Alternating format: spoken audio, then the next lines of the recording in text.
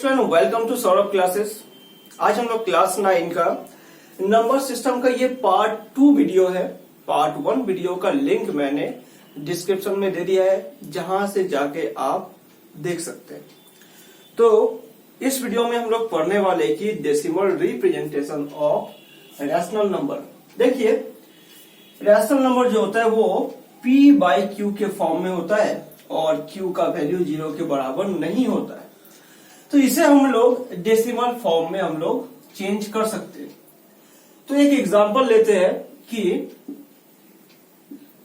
1/4 एक rational number है। 4 को डिवाइड किया 1 से तो 0 पॉइंट लगाना पड़ेगा, तो 10 होगा। 4 2 जा 8 और यहाँ पे 2 पॉइंट इसलिए 0। 4 5 जा 20। तो जैसा कि आप देख सकते हैं कि 1/4 एक रैशनल नंबर है, जिसको हम लोगों ने कन्वर्ट कर दिया है डेसिमल फॉर्म में। डेसिमल फॉर्म में रिमाइंडर जो है डिवाइड करने के बाद या तो 0 होगा या फिर 0 नहीं होगा। अगर 0 हुआ तो उसे हम लोग क्या कहेंगे?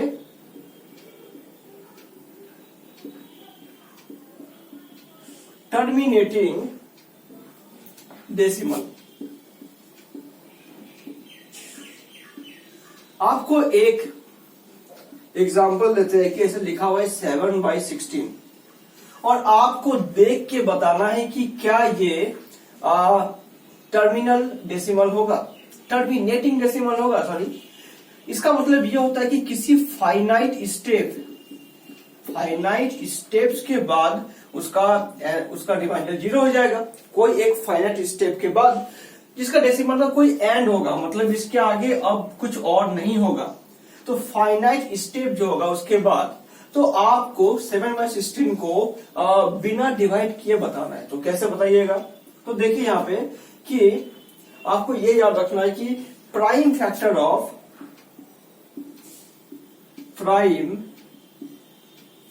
ऑफ 2 and 5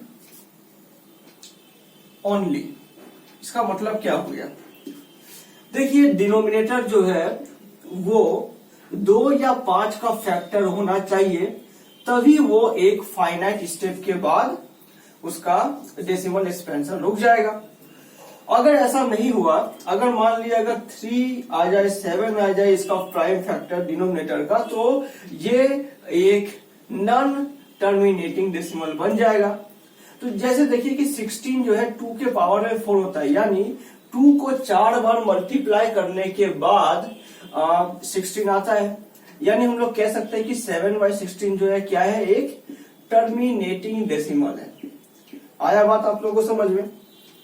हम और एक एग्जांपल लेते हैं।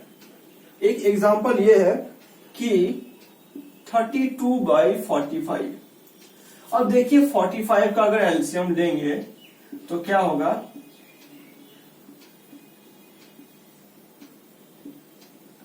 तो यहां पे देख रहे हैं कि 3 फैक्टर है, एक 5 फैक्टर है। 5 फैक्टर है वो तो बात सही है, पर 3 फैक्टर है, इसीलिए ये एक बनेगा नॉन टर्मिनेटिंग डेसिमल। इसका जो डेसिमल फॉर्म आएगा 0 पॉइंट के जो भी, वो नॉन टर्मिनेटिंग होगा और इसका जो भी आएगा वो टर्मिनेटिंग होगा। तो टर्मिनेटिंग नॉन टर्मिनेटिंग निकालना आप लोगों को समझ में आ गया है। आपको मेन बात ये याद रखना है कि प्राइम फैक्टर जो है डिनोमिनेटर का 2 या 5 होना चाहिए, या दोनों भी हो सकता है। चलिए एक और एग्जांपल देख लेते हैं। अगला एग्जांपल हम लोग देखिए लेते हैं कि आपको एग्जांपल दिया रहेगा 43/50। तो 50 का एलसीएम लेंगे, क्या आएगा? अब देख रहे हैं कि 5 भी आ रहा है और 2 भी आ रहा है, यानी ये श्योर ये क्या होगा? ये टर्मिनेटिंग डेसिमल होगा। तो ये सब बातें आपको समझ में आ रहा होगा कि किसी भी फ्रैक्शन को हम लोग डेसिमल में चेंज कर सकते हैं और वो 2 टाइप का होगा। या तो उसका रिमाइंडर 0 होगा या फिर वो डेसिमल फॉर्म आगे सेम चीजें रिपीट करता हुआ चलेगा। तो अब दूसरा केस क्या होगा? पहला केस आप लोग को समझ में आ गया, टर्मिनेटिंग डेसिमल। अब सेकेंड केस ये हो सकता है कि क्या होगा, नॉन टर्मिनेटिंग, या हम लोग इसको दूसरे भाषा में कह सकते हैं रिपीटिंग डेसिमल। तो रिपीटिंग डेसिमल बोले या रेकरिंग बोले, दोनों एक ही बात है। ओके, तो रिपीटिंग डेसिमल बोले या रेकरिंग, तो रिपीटिंग करने का मतलब है कि एक ही नंबर को बार बार वो रिपीट करता हुआ चलेगा। तो ये एग्जांपल लेते हैं, जैसे यहाँ पे लिखे हम लोग 4/9। तो चलिए देख लेते हैं कि 9 को 4 से डिवाइड किया तो 0.40 होगा। 9 4 जा 36, 10 में से 6 गया 4, 0 40। 9 4 जा 36, 4 40, 9 4 जा 36, 4। तो ये आगे कभी एंड नहीं होगा, ये 0.4444 ऐसे आगे बढ़ता चलेगा। तो इसे हम लोग क्या कहेंगे, रिपीटिंग डेसिमल, यानी एक नंबर जो है वो बार बार रिपीट कर रहा है। तो इसको हम लोग डिनोट करेंगे 0.4 के ऊपर में एक बार, इस चीज को हम लोग बोलेंगे बार। देखिए कुछ कुछ किताब में इसे एक पॉइंट से भी दिखा सकता है, पर हम इसे बहुत सारी किताबों में एक लाइन दिया जाता है बार। ओके, तो 0.4 जो है वो किसका डेसिमल एक्सप्रेशन होगा, 4/9 का, और पावर में क्या रहेगा, एक बार रहेगा। यहां तक बातें आप लोग को समझ में आ रही होगी। अब एक और एग्जांपल चाहेंगे तो और एक एग्जांपल देख लेते हैं, इसको मिटा रहे हम लोग। इसके बाद एक और एग्जांपल हम लोग देख लेते हैं कि वो है कि 2/3, 3 को डिवाइड किए 2 से तो 0.20 हो गया। 3 6 जा 18, फिर 2 बचा 20, फिर 3 6 जा 18, फिर बचा 2, ऐसे आगे रिपीट होते चलेगा। ये 6 6 6 6 6 चलेगा, इसको लिखेंगे हम लोग 0.6 के ऊपर में बार। ये दो चीजें आप लोग को समझ में आना चाहिए कि टर्मिनेटिंग डेसिमल क्या है और रिपीटिंग डेसिमल क्या है। अब ये दो चीज समझने के बाद अगला सवाल किस टाइप का आएगा, इसको मिटा रहे हम। अब देखिए सवाल किस टाइप का आ सकता है कि कन्वर्ट 0.3 के ऊपर में बार in the form of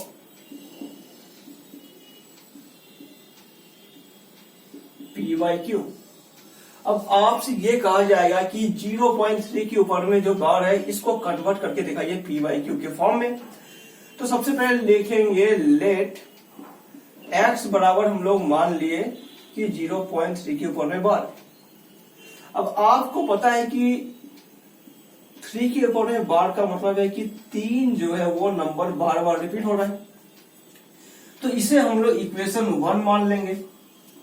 अब क्या करेंगे कि पॉइंट का पोजीशन को हमको यहां से यहां लाना है, उसके लिए क्या करेंगे, तो multiply both side by 10 we get.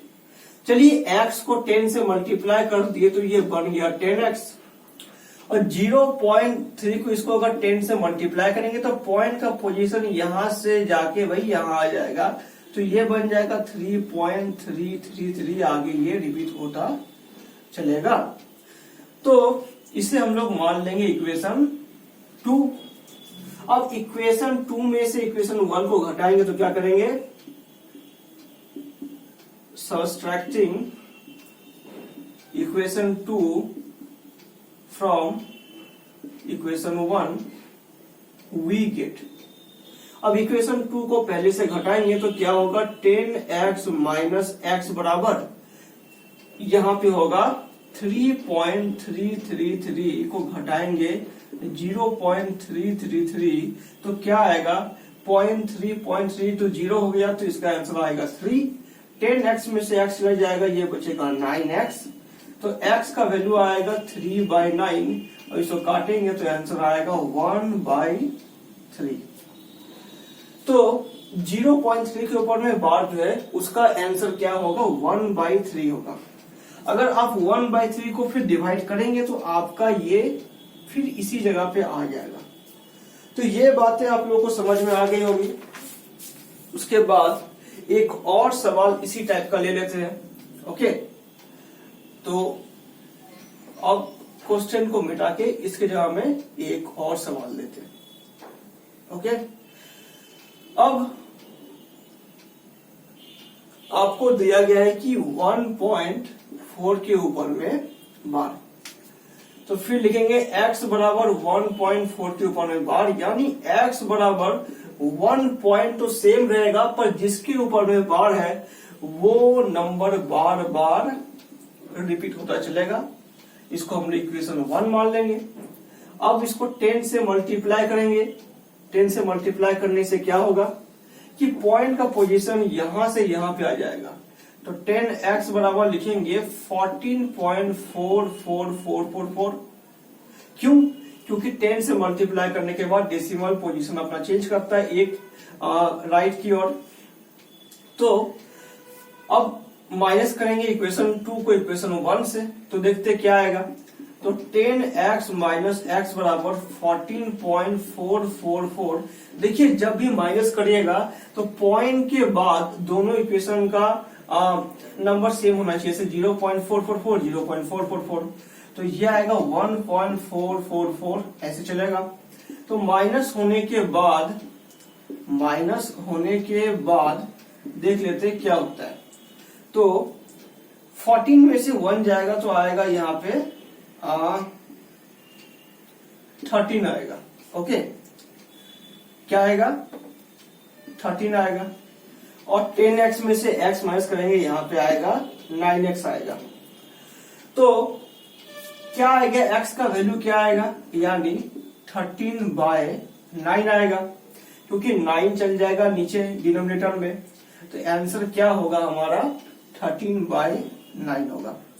तो ये चीजें आपको समझ में आ रही होगी कि किस तरीके से हम लोग डेसिमल फॉर्म को फिर से हम लोग रेशनल फॉर्म में कन्वर्ट करेंगे। तो इसके बाद इसमें बहुत सारे और एग्जांपल है जिसे आप बना सकते हैं। एक और हम लोग देख लेते हैं कुछ अलग टाइप का। ओके, अब देखते हैं कि सवाल क्या है। अब क्वेश्चन में ये कहा जाएगा कि आपको 0.235 के ऊपर में बार। अब यहाँ पे देख रहे हैं कि 3 नंबर के ऊपर में बार है, यानी हम लोग क्या कह सकते हैं कि x बराबर 0.235 बस 3 नंबर अपने आप को रिपीट करेगा। अब इसको हम लोग क्या करेंगे, 10 से मल्टीप्लाई करके क्या फायदा होगा, क्योंकि 10 से करने के बाद 0.35 बचेगा, तो फिर ऊपर और नीचे का माइनस होने पाएगा। तो हम लोग को इस जगह में पॉइंट चाहिए, ठीक है, यानी हम लोग किससे करना पड़ेगा, 1000 से मल्टीप्लाई करना पड़ेगा। तो we multiply by 1000 both sides. तो चलिए 1000 से बोथ साइड मल्टीप्लाई करने के बाद यहाँ लेफ्ट साइड में हो जाएगा 1000x, यहाँ हो जाएगा 235.235 ऐसे करके ये आगे बढ़ेगा। तो इसे हम लोग इक्वेशन 2 मान लेंगे। अब क्या करेंगे कि subtracting equation 2 from 1 we get, तो क्या मिलेगा हम लोग को, 1000 में से x को घटाएंगे और 235 से हम लोग 0.235 को घटाएंगे, तो क्या आएगा 235 ही तो बचेगा, क्योंकि पॉइंट के बाद वाला दोनों का कैंसिल आउट हो जाएगा और यहां बचेगा 999x। तो x का वैल्यू आ जाएगा 235/999। तो ये बातें आप लोग को समझ में आ गई होगी। अब इसके आगे बढ़ते हैं।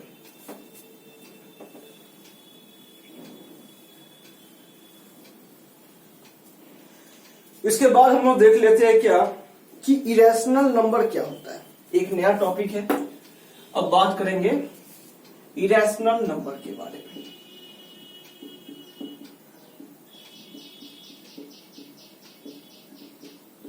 क्या होता है इरेशनल नंबर? देखिए, क्या ये टर्मिनेटिंग डेसिमल होगा? नहीं होगा। तो क्या ये रेकरिंग डेसिमल होगा? वो भी नहीं होगा। तो ये ना तो टर्मिनेटिंग डेसिमल होगा, ना ही रेकरिंग डेसिमल होगा।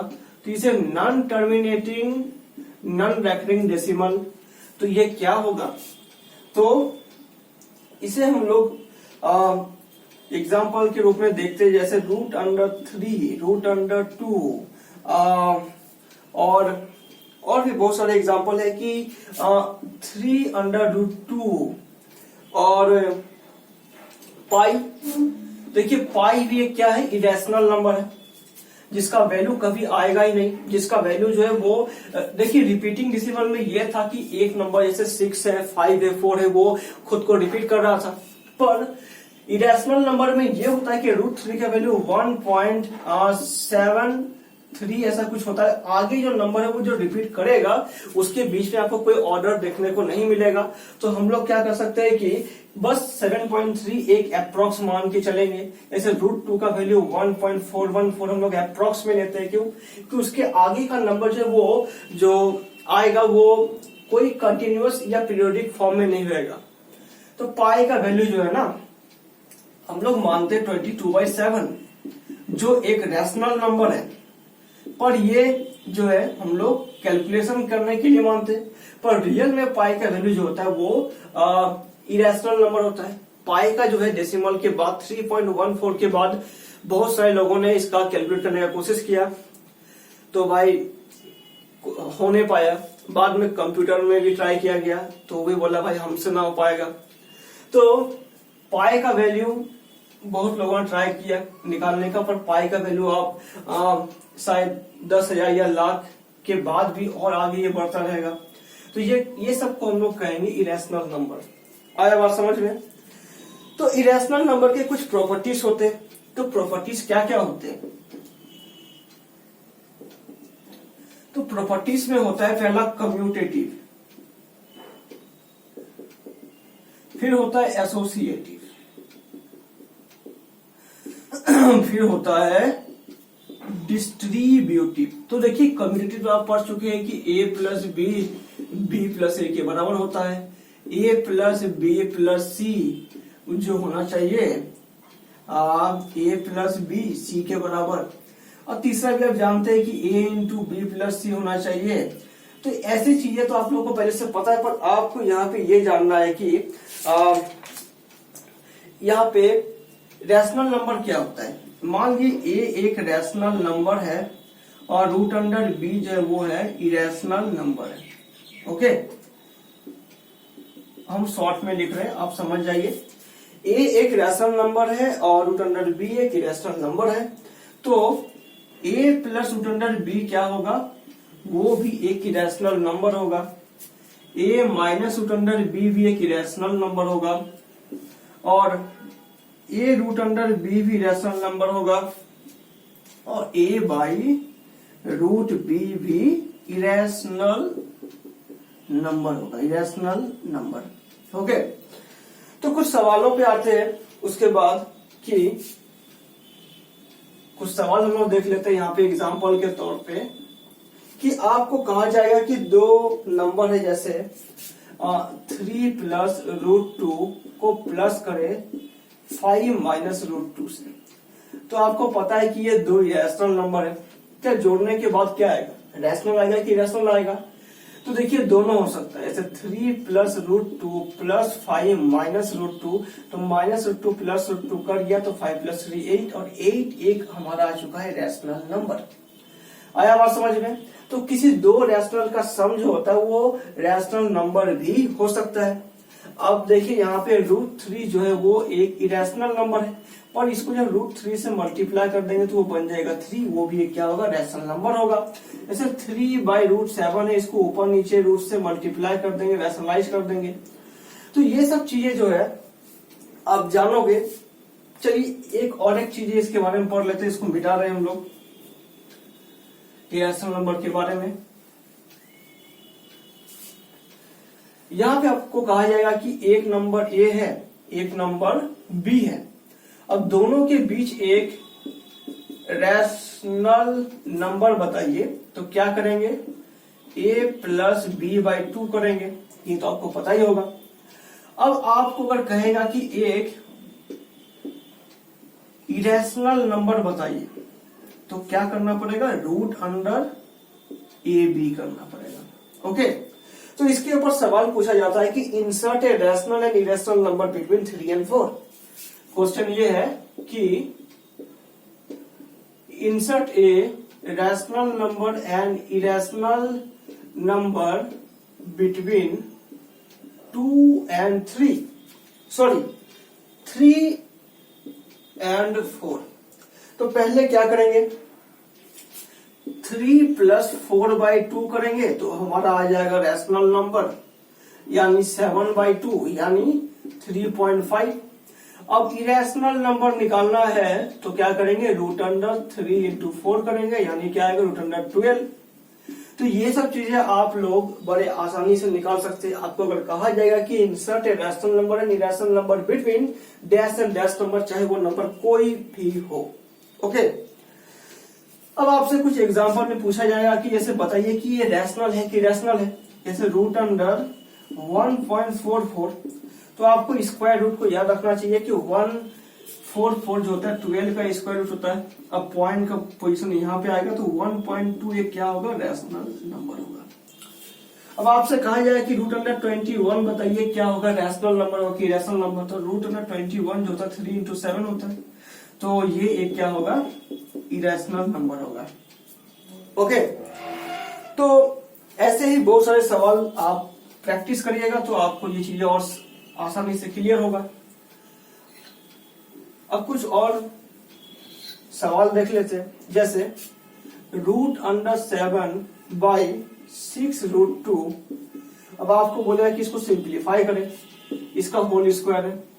देखिए होल स्क्वायर मतलब √7/6√2 को मल्टीप्लाई की √7/6√2 से, तो √7 × √7 7 बन गया, 6 6 या 36 हो गया, और √2 × √2 2 हो गया। इसका आंसर आएगा 7/72। तो आया बात आप लोगों को ये सब समझ में। और एक एग्जांपल लास्ट है, देख लेते हैं कि 2 + √2 का होल स्क्वायर, इसको सॉल्व करें। आपको पता है कि 2 जो है वो एक रैशनल नंबर है और √2 एक इरेशनल नंबर है। दोनों का सम जो होता है वो क्या होता है, एक इरेशनल नंबर होता है। तो ये a, यहाँ पे 2 को a माने और √2 को b माने, तो a + b का होल स्क्वायर क्या होता है, a² + 2 × a × b + b², यानी 2 का स्क्वायर 4, 2 2 जा 4, 4√2 + √2 का स्क्वायर। देखिए √2 × √2 जो होता है वो 2 होता है, तो यहाँ पे 2 लिखेंगे, आंसर आएगा 6 + 4√2। ओके, इससे कॉमन अगर 2 निकाल लेंगे तो बन जाएगा 3 + 2√2। चलिए ये इसका हो गया सिंप्लीफाइड फॉर्म। तो आज के क्लास में बस इतना ही। अगर वीडियो आपको अच्छा लगे तो चैनल को सब्सक्राइब करें, वीडियो को लाइक करें और अपने दोस्तों के साथ शेयर करें। Thanks for watching.